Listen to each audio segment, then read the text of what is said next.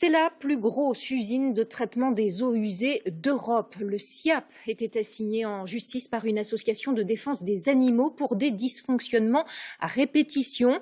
En cause notamment une pollution des eaux de la Seine il y a 3 ans à Achères. Antoine Marguet avec Juan Chen.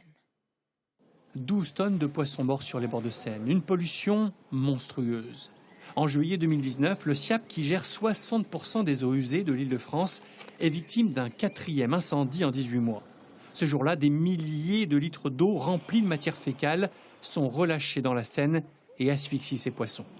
Un carnage pour la PAS, une association animaliste de Paris. Aujourd'hui, elle réclame 50 000 € de préjudice moral au SIAP.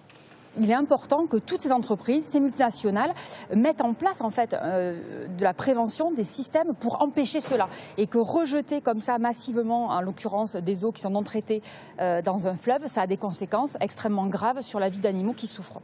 Une action symbolique, mais qui démontre la défiance envers le SIAP.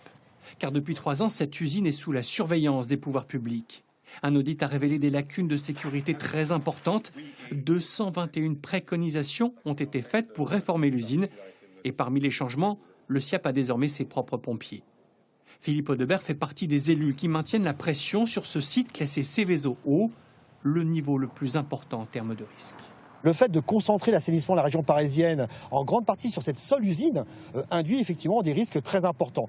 Ces risques ont été pendant de longues années mis de côté et finalement il y a eu une absence, je dirais, de stimulation par les pouvoirs publics de cette usine. Il a fallu malheureusement Lubrizol et puis juste après l'incendie du SIAP pour qu'il y ait enfin une prise de conscience. Depuis 3 ans, la sécurité s'améliore lentement sur le site du SIAP, mais elle reste encore insuffisante selon les experts. Pas de quoi rassurer les associations écologistes qui redoutent un nouvel incident.